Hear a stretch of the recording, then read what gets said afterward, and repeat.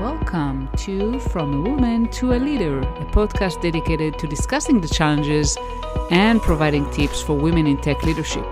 Hi, I'm your host, Limor Bergman-Gross, and in each episode, we'll hear from other successful women in tech, sharing their stories, insights, and advice. Join us as we empower each other to reach our full potential in the tech industry.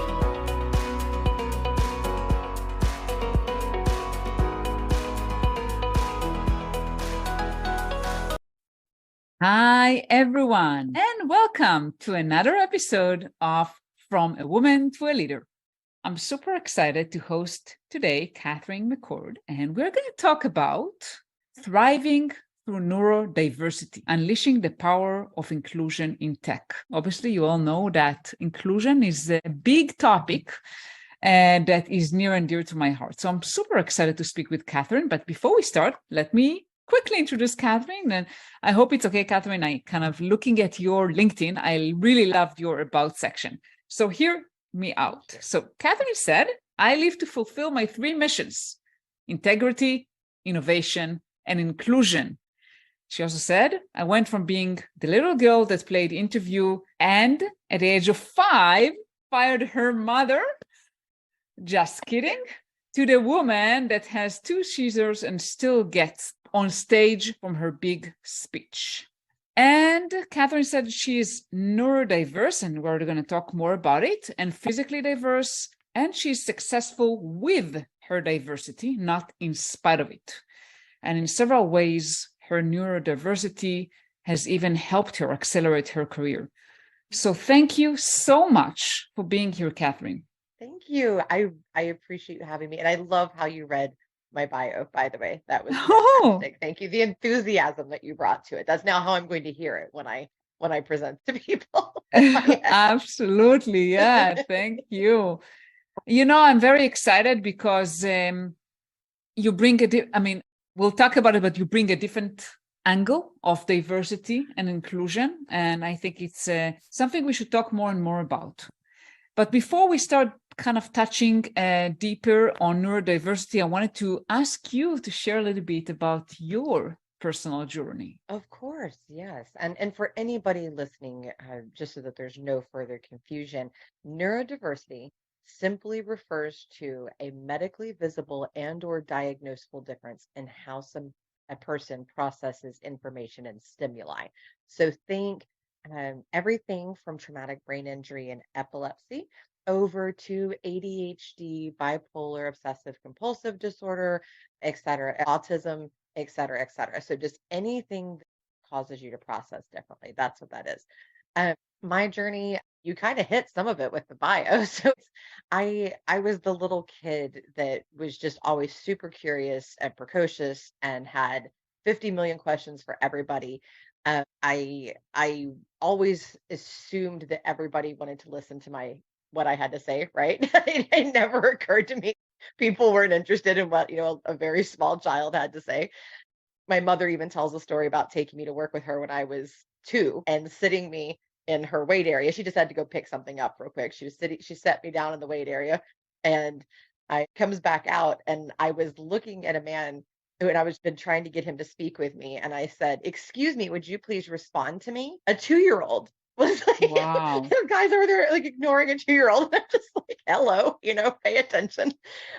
So I was just always kind of that way. And then, fast forward a couple years later, and my parents started noticing different behaviors and would come in the room and be like, oh, well, that's interesting. She's got all of her toys a very particular way. If they tried to move them, I would become upset. I wanted them left exactly how I had, had them, things like that. That was the obsessive compulsive disorder coming out very early. And that was kind of the first time. But my parents did something beautiful that tragically most parents do not, which is that they looked at this funny behavior from this little tiny human and just thought, all right, cool, this is how she is, we're going to help her work with who she is, and no problem, and just never treated it as an issue or anything like that. So I didn't know that other people would perceive what was different about me as wrong until much later in life. I had no clue that other people viewed this as a defect. I had no idea about that. And so even when I got to be older and I was diagnosed with bipolar and did all that, the same beautiful response from my parents. They just said, okay, no problem. We're just going to steer into it. We're going to help you learn how to take care of yourself. No big deal. And it was just kind of never an issue in my house, and part of that I think was my father's journey with his own mental health, which he's given me full permission to talk about, by the way. And then my mother's very practical background in nursing and understanding how to take care of people. And they just kind of mapped out care for me, right? And then so fast forward, I was the little girl who played interview with my mommy and did fire her when I was 5, which was very rude. I don't even know what she did to deserve it. I did fire her. I used to sell, create little companies and sell shares to my family. That's just how I was, wired. And so I got older and had all kinds of careers. I was definitely a job hopper. So I don't see that as a negative thing. I actually, kind of am intrigued whenever I see that when somebody's obviously just trying to learn different things. And I would stay at a job for like a year and then just be like, all right, I mastered it. I'm bored. Next. And then I got into recruiting and loved it, but I realized how many things were wrong. And I got into HR and I loved that, but I realized how many things were wrong. So I said, forget that. I can do it better. Struck out on my own. And that was in 2014. And since then, I have clients now internationally. That's new. It was a national consulting bid. I do have a team of contractors that come in and help as needed. And then now I speak internationally as well. So that's a little That's bit about me. incredible. Yeah, you have such an inspiring journey. And I wanted to ask you, obviously you were raised with parents who were very, very open-minded and supported you and treated you as you are. Yeah. It was really that simple for them. They were just like, this is who you are. All right, cool. Let's just work with it, And I was never ever made to feel bad about how I was treated, like there was something wrong with me. None of that. There was never any sense of you are defective placed on me by my parents. And I don't know if it's just because of that, if it also has something to do with my hard wiring, but then I just kind of transformed into, okay, well, so there's definitely benefits to this. And now, thank God, the science and the medicine are catching up to that. They're also saying, yes, there is disability with this, but there's also these great benefits, right? Because that's how we're designed. We're designed that when there's an issue over here, we compensate over here. That's how our mind and bodies work. And so now, like Johns Hopkins, Harvard, all these, the the National Library of Medicine has multiple studies on it, as a matter of fact, talking about how the quote compensations are these incredible benefits. So yes, somebody may struggle or have disability over here, but then their body and mind have gone, oh, okay, so we're going to be awesome over here. Like we have this little, glitch, but over here, we're going to be awesome. And just so we get creativity, 3D model thinking, predisposition to innovation, things like that. So it's really an interesting concept, and it's cool to see the rest of the world catch up with how I was raised. I know that sounds almost arrogant, but it's kind of true. My parents did such a wonderful job that I feel like everybody else is catching up to them. Yeah, absolutely. And as a parent, I try as much as possible to embrace, everything that is happening. Yes. And embrace that as a gift. I mean, even if, my daughter has an autoimmune disease, every child has something else, but I'm trying to look at it as a gift rather than as a curse, as a disability, as a problem. And I wanted to ask you, so you were raised in this wonderful environment, very supportive. When was the first time you actually noticed that externally people treat it as, I don't know, disability, something effective or whatever? I don't remember the exact, I don't remember all the details. Let me put it that way. I don't remember all the details of the situation, but I was well into my school career the first time that I made the connection. I want to say maybe a sophomore in high school. And no, I take that back. No, the first time was back in junior high. And because the teacher that I'm remembering, it would have been junior high. So maybe 8th grade. And this teacher looked at me and said, well, you shouldn't do things that way. That's not normal. Let's do it a different way. And I looked at him like, excuse me? It was the first time that someone directly said to me, like, what you're doing is not how you ought to be doing it. Do it this other way. Now, me being me, I looked at them and said, well, too bad. This is how I do it. And I'm still getting the correct answer. So just deal with it. But right. And thank God again for my parents for instilling that in me as well and backing that up. That was the first time. So I was a teenager. I would have been, I guess, about 13 then. So it took 13 years of life. And then finally somebody said something and I was like, and because of how I had been raised, I was just kind of like, no, I'm fine over here. Thank you. People have asked, was I bullied? Was I, anything like that? And no, the answer to that was no. So I never had any of that. I didn't. I have actually I get teased more. So I have six invisible disabilities. Some of them are strictly medical, so I have two autoimmunes too. So I understand where your daughter's coming from. And then I have, and one of them is a bladder condition, and I would get teased more about that than which was fine. I like to laugh about it too. And I want to be clear, the people teasing me were people that knew that they could, right? It was a Yeah. friendly, like we're trying to help you through it kind of way, right? So I would get poked at about that, and then a few rude comments here and there on that more than anything else. Like the OCD and all that, I would just tell people about it, and I would just tell people, other things, and then they would just be like, "All right, cool," and just kind of roll with it. So I don't know. I just didn't have I didn't have that bullying experience. My mother says it's because I'm like her and people just don't try it because they know that I won't take it, right? Mm-hmm. So maybe there's something to that. I don't know. I don't know why I didn't. Maybe it's just the confidence in how I presented it and just like was like, hey, this is just how I am, whatever. I don't know. I don't know Yeah. why, but So that, obviously, yeah, the fact that you were raised by a supportive parents yes, huge point of con privilege. contributed to that, until you were 13, you haven't even realized that you may have some qualities that are different than other people. Well, I knew I was different, but I didn't know it was a bad thing. Yeah, It's like not a bad it thing. It's never just occurred to different. me that it was That's the right. thing. I don't see that as To a other bad thing. people, yeah, like yeah, Yeah. to me, I was just like, oh, I'm just different. That was the first time somebody treated me like it was bad. Yeah. Yeah. And I wanted to ask you, what advice would you give to someone with disability or disabilities that may may not have been so fortunate and be raised in such supportive environment, and they have a lot of their own limiting beliefs and in confidence Yeah. issues about their disabilities? What kind of advice would you give them? The first thing, and I get asked this a lot, and it does come up all the time. I have people reach out to me all the time after they've heard me speak or after a class. And I start with your research. Do your research. Look up, and I give them some specific studies that, if I'm aware of any that pertain to their exact diagnosis. And I start them there, and then they let them go down the rabbit hole a little bit. And I say, so do that, get the science in your brain, because that will start to deprogram your own biases about yourself. And I introduce them to some other people, and you can do this for yourself too, right? So you can do your own research, you can get on LinkedIn or podcasts or whatever and meet these humans yourself, or reach out to me. I'm also glad to make the intros. Meet some people who are happy with their diagnoses.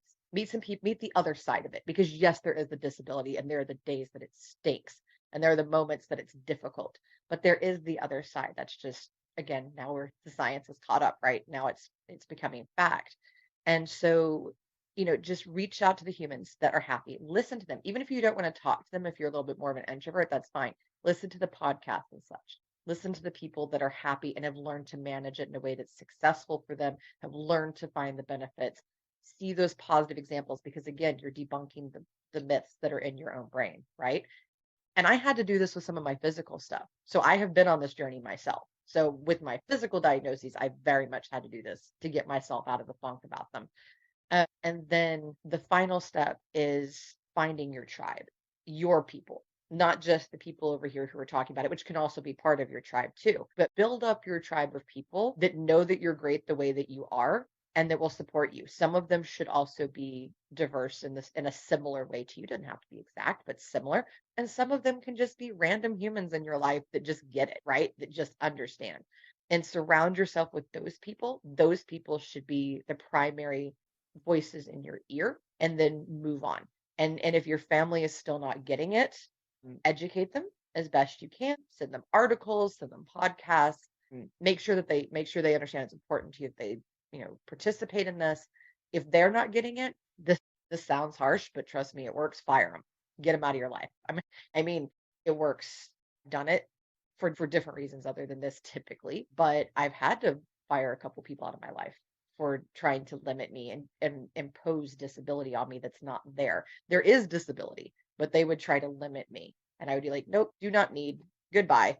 And some of them are still in my life in a limited capacity, and some of them have been just completely fired. So that's also part of it, is you have to get rid of the toxic humans. Absolutely. And that is true to everyone, not just Oh, someone with yeah. disability, for sure. Yes, everybody should fire toxic people. Just get them out, get them away 100%. Yeah, I think it becomes more challenging when those are close family members. They may not Oh, be yeah. toxin, but sometimes it's, they may not be understanding you or supporting you. And it's, I mean, I And it don't know. hurts. It hurts. Yeah. I had to let go of somebody who was basically a sibling to me growing up, who is blood related and not technically my sibling, but was basically a sibling growing up at one point. And then I also had to let go of my best friend of 24 years at one point. Uh and that one was for different ethical beliefs, Mhm. but that and some weird things that she started supporting. But it hurts. It does hurt to let those people go. But let me tell you, as someone who's been on the other side, it ends up so much better. And you end up so much in such a better, healthier place. Not just happier, but healthier place. Yeah. And my strategy to eliminate toxins, a lot of times is just not saying, get out of my life, or saying that, that may feel I'm very uncomfortable, but just stepping back, trying Yeah. to, You can okay, give I them a cannot limited meet. place. Yeah. Absolutely. Yeah, absolutely. You can have a limited place for them. There are people in my life like that, that they're over here, and we still have a little bit of contact, maybe see each other like once a year or something, but very limited, because day to Yeah. day it's not going to work out for me. Yeah. But yeah, so there's different ways. It's whatever boundary you need. Yeah. And it can fluctuate, right? It can fluctuate what you need, even with a certain person. So just reevaluate. That's what I always tell people: constantly reevaluate your relationships, all of them, constantly reevaluate them. Where am I? Have my needs changed? What do I need to adjust for them? Am I being that person that's not being supportive? And kind of catching yourself, because man, sometimes you realize you've gotten busy and you're being a bad friend. That's not a Yeah. good moment. Those are great tips. I wanted to switch gears and talk a little bit about your professional life. So you mentioned you started working and you fell in love with HR and recruiting, but you said like it was wrong, like the way it was Yeah. done was wrong. So can you share a little bit about it? Yeah. So I think, a lot of people are more aware of this now, because there, so much LinkedIn activity on this. There were so many shows and so much talk about it during COVID, which was wonderful. HR along the way became not about humans. Like, it kind of started one way, then it became something else, and then it changed again. And now we're back to like, oh, it's not about humans, which is really weird since the word human is in the title. But that's what happened. And so it became very non-human centric, and people were being treated like potential assets, like almost like items that could be acquired, which was just gross to me. And this wasn't just a company I worked with. I have seen this so many times I can't even count, hundreds upon hundreds of times over. I've witnessed this, and it's crazy to me. Our hiring process is utterly ridiculous and makes next to no sense.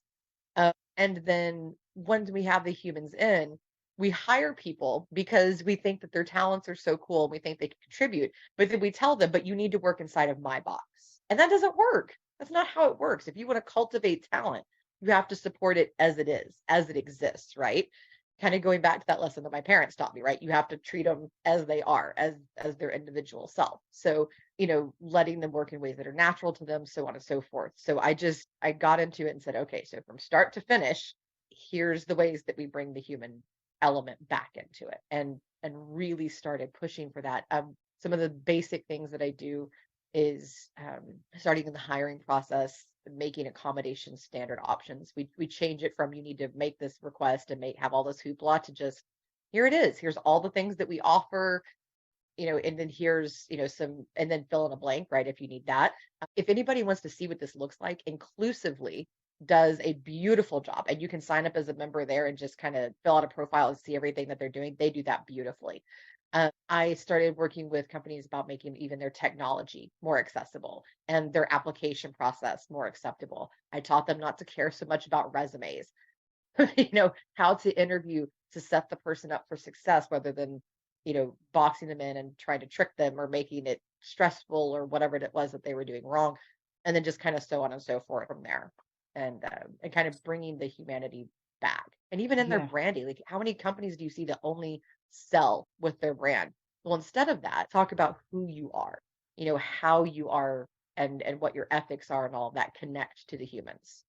Yeah, I think more and more companies now put emphasis around that, about the core values, about the company culture, about, what is important for them as a company, but not enough, and also not always it really Right, reflects in the right, way they exactly. actually operate. Yeah, And they don't cultivate it. That's the yeah, problem. Like the yeah, initial thought is there, but then it just kind of drifts away. yeah. And that's why kind of you started Titan Management, right? You wanted to make a Hmm. difference in HR Yes. and recruiting. Yes, absolutely. Yeah. For everything, I call it people operations now. Just everything start to finish. That's what we do. And it's fun. It's fun work and it's hard work. And it's so funny because I have a lot of people that will get upset because they don't like to hear about the business case of inclusion, right? I'm like, well, but that's how you get CEOs on board, right? And you have to have metrics and things that they can see and things that are tangible because that's how you get them to continue the work. So it's the kind of less fun part of it, right? And I wish that you could just get people to do things because integrity, but that's not not how it works. So you Yeah. kind of have to build the case and show them, and then the rest of the stuff comes, and then they just start to trust you and roll with it. So can you provide some insights into designing inclusive work environment? Yes. Number one, involve many different voices. Many, many different. You can't just have one person. So even when I come into an organization, I'm not the only just part of the decision making process. I bring in some voices. We listen to voices across the company. And some of my clients are very small, right? Because they want to start this from the beginning. So there aren't so many voices in there actually in their company. So we bring in some in from outside. Even with larger companies, I like to bring voices in from outside, right? And we listen to them and we, take that feedback into account. And then we kind of move forward from there. So the first thing is you ask. You start with asking. Ask your humans, what do you need? What's important for you? What would help you to work better? These are the things. Sometimes you have to show examples because sadly, human beings have not been taught to take care of themselves and they've not been taught to work naturally, right? So sometimes have some examples, things like that, but start by asking and then doing all of it. And people go, "What? That's going to be so much work." It's actually not. It's Hmm. really not. I know because I've done it. I've actually designed a software product this way from start to finish. And it sounds cumbersome, but it's not. It's always just little adjustments and working their feedback in. And the feedback may not end up manifesting the exact way that the person presented it, but you can always work it in. And this also then creates psychological safety naturally, right? Because people are seeing that their feedback matters and it's being implemented. And so kind of moving that through. So as you create these processes, you're building the psychological safety that's required, right? You're building trust with your people so that they will come to you if there's a problem. They know that you'll take feedback and actually adjust for them. So they actually start to build trust as well. And then you kind of, move forward. And then make sure that your hiring process is fully inclusive, which starts with your technology.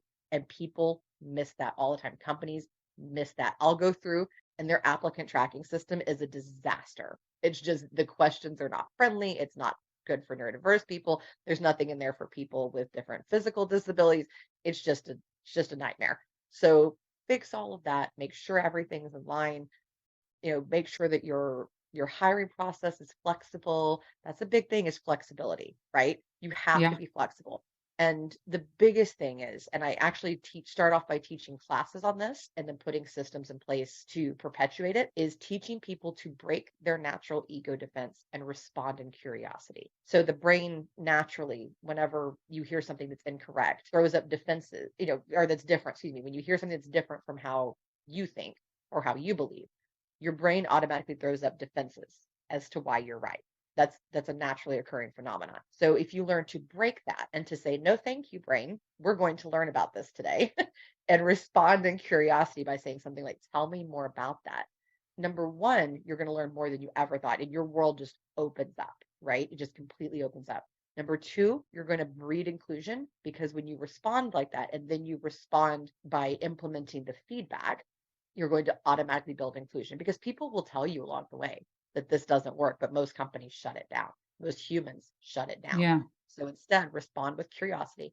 And then the other thing that you're going to do is leave the shame and blame behind, which trust me, I get just wanting to look at somebody and go, you're a jerk, you're being, racist, sexist, ableist, whatever in the world it is, right? Homophobic, whatever it is, and just say, and to just dismiss them. But when you stop and you listen and you come to understand them, and I learned this concept very well from Celia Daniels and Seth Butler. So I want to give a shout out to those two glorious humans. When you respond and actually learn to understand the human, you can help correct the problems that are there. So responding in curiosity, not ego, is another huge part from the bottom to the very, very top of a company. Absolutely. Not ego, not judgment, no opinion, Right. no bias, right? I Right. mean, simply Right. just being listen. curious. Just listen, ask all the questions, come to understand them, say, okay, I hear you there. Okay, can I have more clarification here? And just kind of proceed that way, right? Sometimes you need to step away first and breathe and have a meeting about it in 15 to 30 minutes after you've kind of processed it. And that is just fine. Give yourself grace to process those emotions. But the only way that we're going to see real change is to do that. Now, if somebody's just not getting on board, if they just keep, doing gross things or offensive things, or if what they're doing is so egregious, sometimes you just have to let them go.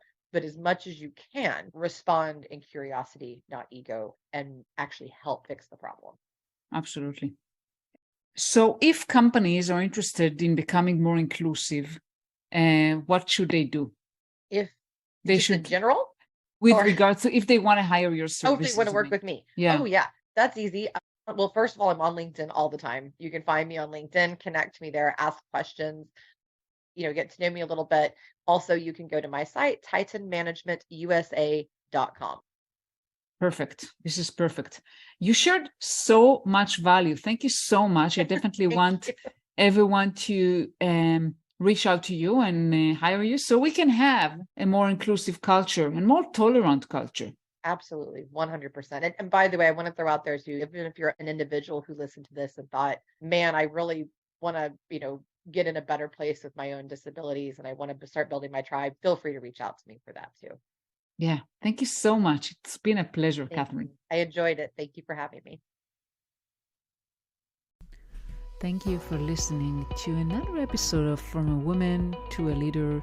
This is your host, Limor Bergman-Gross, and I want to encourage you to reach out to me on LinkedIn, Limor Bergman, and let me know. What do you think about the episodes? Feel free also to comment on Apple Podcasts and tell me, what do you want me to talk about? Which guests do you want me to bring? I really appreciate that, and have a wonderful day.